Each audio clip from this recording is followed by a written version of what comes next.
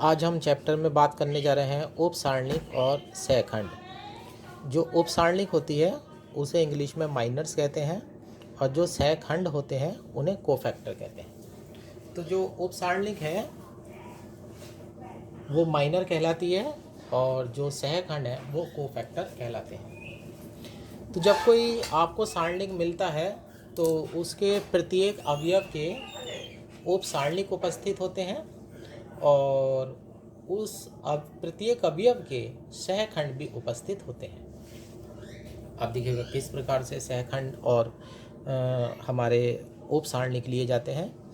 जिस अवयव के आप उपसारणिक लेने वाले हैं, पहले हम उपसारणिक के बारे में बात कर रहे हैं। अगर कोई अवयव है और आप उसकी उपसारणिक लेने जा रहे हैं तो वो अवयव जिस पंक्ति में स्थित होगा तथा जिस स्तंभ में स्थित होगा तो उस पंक्ति व उस स्तंभ के सभी अवयव को छोड़ करके आप बचे हुए अवयवों की सारणिक बना लीजिएगा।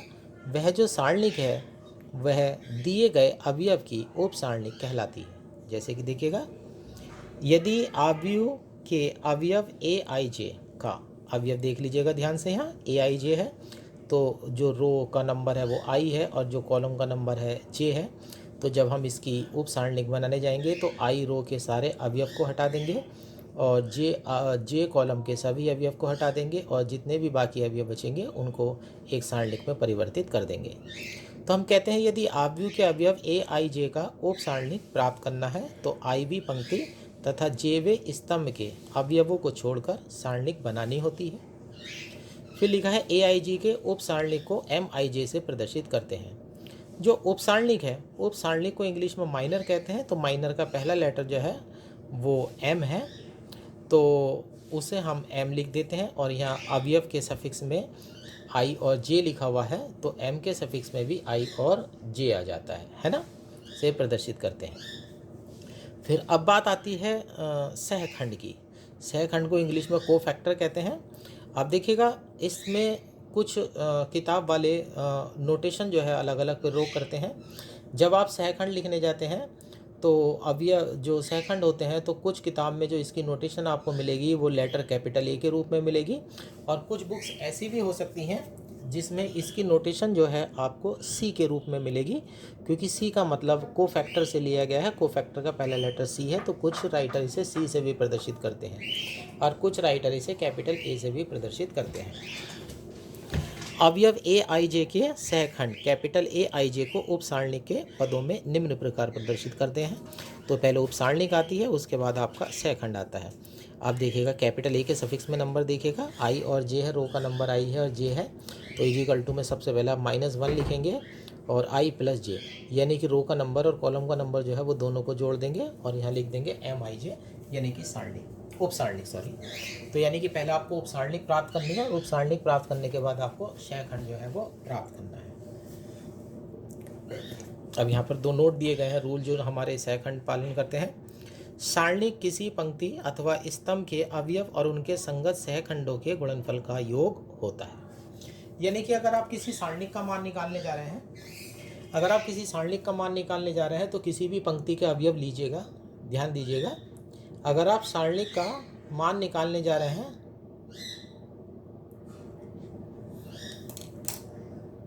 तो जब सारणिक का मान निकालने जा रहे हैं तो जैसे 3 कोटि का अगर आप सारणिक लेते हैं तो उसमें 3 पंक्ति होती हैं, 3 स्तंभ होते हैं। पहले भी बताया जा चुका है कि सारणिक को खोलने के 6 प्रकार होते हैं।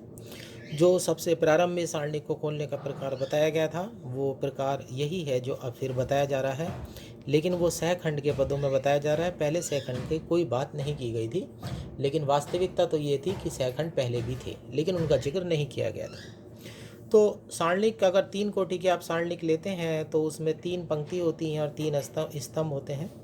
तो पहली पंक्ति, दूसरी पंक्ति और तीसरी पंक्ति के अनुदिशा प्रसार कर सकते हैं। पहले कॉलम, दूसरे कॉलम और तीसरे कॉलम के अनुदिशा प्रसार कर सकते हैं।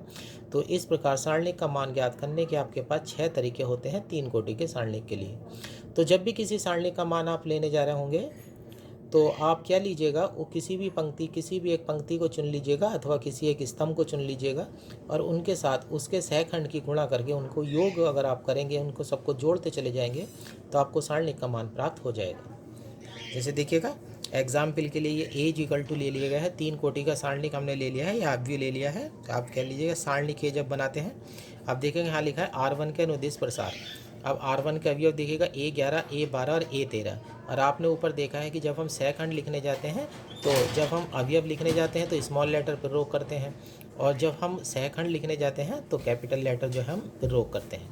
अब हम क्या करते हैं, यहाँ के अवयव आएंगे, A11 आएंगे, A12 आएगा, A13 आएगा, और यहाँ देखिएगा A11 आ गया, A12 आ गया, यहाँ A13 हो गया, और साथ में इनके सहखंड ले लीजिएगा, कैपिटल A11, कैपिटल A12 और कैपिटल A13। तो आपने पहली पंक्ति का अवयव लिए और उनके गुणा में सहखंड डाल दिया है और सबका योग कर दिया गया है। तो यानी कि अवयव और उनके संगत सहखंड किसी भी पंक्ति या किसी भी स्तंभ के अवयव तथा उनके संगत सहखंड के गुणनफल का योगफल सारणिक के मान को प्रदर्शित करता है। अब देखिएगा दूसरे में यहाँ लिखा हुआ है R2 के अनुदिश प्रसार।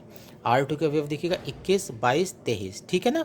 तो ये अवयव में स्मॉल लेटर है, इनके साथ कैपिटल लेटर डाल दीजिएगा, नंबर ऐसे ही रखिएगा, small A21 capital A21 plus small A22 capital A22 small A23 capital A23। ये R2 के अनुदिश प्रसार हो गया।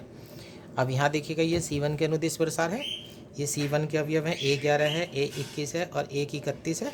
अब यहाँ से अवयव उठाएंगे आप, A11, A21 और A31।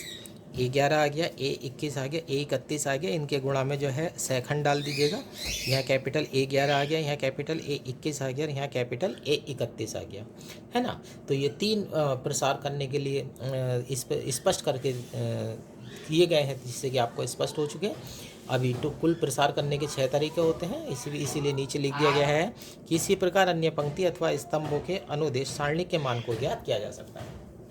और दूसरी बात आपको विशेष रूप से एक और ध्यान रखनी है कि यहाँ पर जो आपने सारणिक का मान निकाला है, तो सारणिक का मान आपको तब प्राप्त हुआ है जब किसी भी पंक्ति में गए, आप अवयव लिया, और या किसी भी स्तंभ में गया और उनके अवयव लिया और उनके संगत सहखंड हो गए। अब यहाँ पर आपको एक बात ध्यान रखनी है जो नोट नंबर 2 में बताई जा रही है कि अगर किसी भी पंक्ति या किसी भी स्तंभ के अवयव लेते हैं, लेकिन सहखंड, ध्यान दीजिएगा, सहखंड अपने ना लेकर के किसी और पंक्ति के लेते हैं या किसी और स्तंभ के लेते हैं, तो सारणिक का मान सदैव शून्य होता है। इस प्रॉपर्टी का आपको ध्यान रखना है। आगे एक प्रमेय भी आएगी, उस प्रमेय में हमें इसका उल्लेख करना पड़ेगा, यानी कि इसका प्रयोग करना पड़ेगा।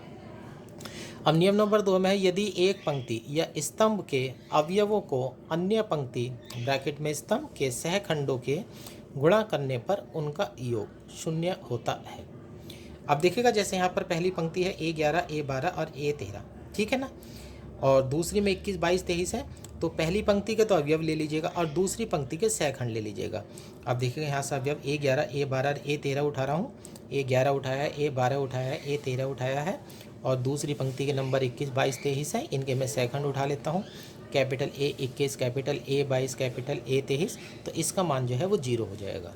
अब यहाँ लिख भी दिया गया है, यहाँ अवयव पहली पंक्ति के तथा अवयव दूसरी पंक्ति के हैं, यहाँ गलत लिखा हुआ है, तथा अवयव की जगह यहाँ आएगा सहखंड। तो जो सहखंड है वो दूसरी पंक्ति के हैं, तो अवयव यहाँ पर पहली पंक्ति के लिए गए हैं, लेकिन सहखंड जो है वो दूसरी पंक्ति के लिए गए हैं। तो इस नियम के अनुसार जो सारणिक का मान है आपका शून्य हो जाता है। अब आइए एक्सरसाइज पे कुछ सवाल कर लेते हैं, जिससे कि और हमारा इनका स्पष्टीकरण हो सके। अब देखिएगा एक्सरसाइज 4.4 का ये पहले का फर्स्ट पार्ट है। यहाँ पर हमसे कहा गया है कि सारणिक के उप सारणिक ज्ञात कीजिएगा और उनके सहखंड ज्ञात कीजिएगा।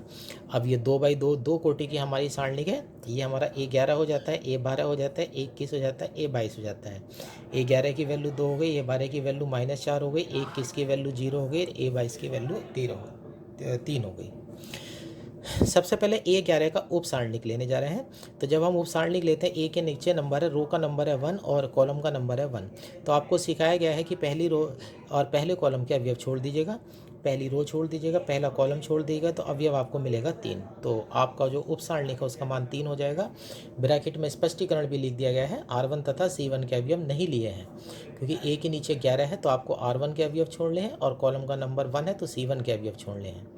अब यहाँ पर A11 का जब सहखंड लेने जाएंगे तो कैपिटल A11 हो जाएगा, -1 की पावर में दोनों नंबर प्लस करके आ जाएंगे, row number plus column number, तो -1 की पावर 1 + 1 हो जाएगा और फार्मूले के अकॉर्डिंग हो जाएगा M11। तो यहाँ पर तो प्लस का 1 हो जाएगा और यहाँ पर हो जाएगा 3। अब देखिएगा जैसे जब आप A12 का उप सारणिक लेने जा रहे होंगे तो कैपिटल M12 होगा, तो A के नीचे जो नंबर लिखा हुआ है वो 12 है, तो पहली रो दूसरा कॉलम, तो पहली रो यानी कि R1 और दूसरा कॉलम यानी कि C2 के अवयव छोड़ दीजिएगा। पहली रो छोड़ दीजिएगा, दूसरा कॉलम छोड़ दीजिएगा, पहली रो दूसरा कॉलम छोड़ते हैं तो बनता है आपका 0। अब यहाँ से आपका उपसारणिक 0 हो जाता है। जब आप इसका सहखंड लेने जाएंगे तो 12 का, तो -1 की पावर 1 + 2 हो जाएगा जो कि -1 होगा, लेकिन M12 की वैल्यू 0 है तो गुणा करके सब कुछ 0 हो जाएगा। उसी प्रकार से देखिएगा A21 का उप सारणिक लेने जा रहे हैं M21, तो इसका नंबर अब 21 है, अवयव का नंबर 21 है, दूसरी रो पहला कॉलम, दूसरी रो पहला कॉलम यानी कि दूसरी रो छोड़ दीजिएगा, पहला कॉलम छोड़ दीजिएगा, आपको -4 मिलेगा। इस प्रकार से आपका -4 आ जाता है। अब A21 का सहखंड आप लेने जा रहे हैं, 21 का सहखंड, अब A के नंबर नीचे 21 है तो -1 की पावर 2 + 1 करेंगे और यहाँ उपसारणिक लिख देंगे M21, -1 की पावर 3 हो जाएगा जो कि आपको -1 देगा। M21 की वैल्यू -4 है, दोनों की मल्टीप्लाई करके +4 हो जाएगा। उसी प्रकार से A22 का उपसारणिक है, A22 का उपसारणिक है M22। अब यहाँ पर दूसरी रो छोड़ दीजिएगा, दूसरा कॉलम छोड़ दीजिएगा, तो अवयव मिलता है आपको 2, तो यहाँ 2 हो जाता है। जब आप इसका सेकंड लेने जाते हैं A22 तो -1 की पावर 2 + 2 यानी कि 4 हो जाएगा, तो प्लस का 1 आ जाएगा, यहाँ M22, तो 1 × 2 = 2। इस प्रकार से आपने देखा 2 कोटि का सारणिक अगर दिया है तो उसके उप सारणिक और जो सहखंड है वो कितने आसानी से, कितनी सरलता से ज्ञात किए जाते हैं। अब देखिएगा दूसरे का सेकंड है, इसे मैं संक्षिप्त रूप में बता देता हूँ। अब यहाँ पे दूसरे का सेकंड अगर है तो यहाँ से भी कहा गया है कि आप सारणिक के उप सारणिक निकालिएगा और सहखंड निकाल लीजिएगा। अब जैसे ये A11 है, 12 है, 13 है, A21, A22, A23, A31, A32 और A33। जब आप A11 का उप सारणिक लेने जाएंगे तो यहाँ पर 11 है तो पहली रो छोड़ देंगे, पहला कॉलम छोड़ देंगे। अब यहाँ पर ये इतना बचेगा तो 2/2 का आप सारणिक बना लेंगे, 5 - 1 1 2। और फिर उप सारणिक, इस सारणिक को खोल देंगे तो अब जब 11 आ जाएगा और यहाँ A के नीचे 11 है तो -1 की पावर 1 + 1 करेंगे तो 2 आ जाएगा। अब सहखंड लेने जा रहे हैं A11 तो -1 की पावर 1 + 1 हो जाएगा और M11, अब दोनों के मान रख देंगे और उत्तर हमारा 11 प्राप्त हो जाएगा। इसी प्रकार से जब आप 12 लेने जाएंगे तो ये अवयव 12 है, तो 12 अवयव का जब आप उप सारणिक लेने जाएंगे तो पहली रो छोड़ देंगे, दूसरा कॉलम छोड़ देंगे, है ना। अवयव बनेंगे 3 - 1 0 2। अब सारणिक तैयार हो जाएगी, फिर उसका सहखंड ज्ञात कर लेंगे। उसी प्रकार से जब A13 का अवयव लेने जाएंगे तो पहली रो छोड़ देंगे, तीसरा कॉलम छोड़ देंगे, ठीक है ना। अवयव आ जाएंगे 3 5 0 1। अब ये आपका उपसारणिक हो जाएगा। फिर -1 की पावर 1 + 3 से गुणा करके आप इसका सहखंड जो है वो प्राप्त कर लेंगे।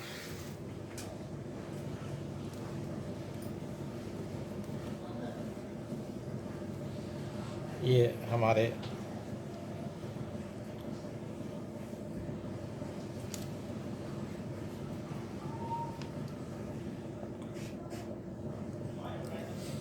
अब इस प्रकार से मैंने यहाँ पर जो है ये वीडियो में सारे के उपसारणिक निकाल दिए हैं। A11 निकाल दिया है, फिर A12 है, A13 है, A21 है, A22 है, फिर नीचे लिख दिया गया है। इसी प्रकार से अन्य अवयव की किसी भी उपसारणिक तथा सहखंड को ज्ञात कर सकते हैं। तो यानी कि स्मॉल a के नीचे जो नंबर लिखा हुआ होगा रो का, उस रो को छोड़ देना है, जो कॉलम का नंबर लिखा होगा उस कॉलम को छोड़ देना है। तो इस प्रकार से आपको उपसारणिक प्राप्त हो जाती है। और -1 की पावर रो का नंबर प्लस कॉलम का नंबर लेकर के जब गुणा करेंगे उपसारणिक से तो आपको सहखंड प्राप्त हो जाएगा। इस प्रकार बड़ी सरलता से आप इनके मान ज्ञात कर सकते हैं। अब जैसे तीसरा क्वेश्चन है, इसमें सारणिक दे रखा है डेल्टा और इसमें कहा गया है दूसरी पंक्ति के अनुदिश प्रसार करके सहखंडों की सहायता से सारणिक का मान ज्ञात कीजिएगा। अब दूसरी पंक्ति के अवयव में देखिएगा 2 0 और 1, ये 21 है, ये 22 है और ये 23 है। 21 आ जाता है, A22 आ जाता है, A23 आ जाता है। अब हम ऊपर उपसारणिक और सहखंड निकालने सीख चुके हैं, तो उपसारणिक का जिक्र करना बंद कर देते हैं, सीधे सीधे फार्मूला लगाना शुरू करेंगे जिससे थोड़ा छोटा हो जाए। अब इनके सहखंड लेने जा रहे हैं। अब 21 का सहखंड जो है वो कैपिटल 21 हो जाएगा, -1 की पावर में 2 + 1 हो जाएगा, तो यहाँ से हो जाएगा M21। अब M के नीचे जो है नंबर 21 है, तो दूसरी रो और पहला कॉलम छोड़ देंगे, दूसरी रो छोड़ देंगे, यहाँ से पहला कॉलम छोड़ देंगे, तो 3 8 2 3। अब आपकी सारणिक हो जाएगी, इसका मान ज्ञात कर लेंगे। उसी प्रकार से जब a 22 लेने आप जाएंगे तो -1 की पावर में 2 + 2 हो जाएगा। अब आप दूसरी रो छोड़ देंगे, दूसरा कॉलम छोड़ देंगे, अब बचेगा आपका 5, 8, 1, 3। अब ये सारणिक बन चुकी है, इसे खोल करके माना जाएगा 7। फिर आप अवयव लेने जाएंगे 23 नंबर का। 23 नंबर का जब सहखंड लेने जाएंगे तो -1 की पावर में 2 + 3 हो जाएगा, m23 हो जाएगा। अब m23 लेने जा रहे हैं, यानी कि उप सारणिक लेने जा रहे हैं, नंबर है 23। दूसरी रो छोड़ देंगे, तीसरा कॉलम छोड़ देंगे, दूसरी रो छोड़ देते हैं, तीसरा कॉलम छोड़ देते हैं, तो बचता है 5, 3, 1, 2। ये सारणिक बन जाती है और उत्तर आ जाता है हमारा -7। तो इस प्रकार दूसरी पंक्ति और उस दूसरी पंक्ति का अवयव पहले चुने गए और फिर उसके बाद जो है उनके उप सारणिक की सहायता से सहखंड जो है वो ज्ञात कर लिए गए, है ना।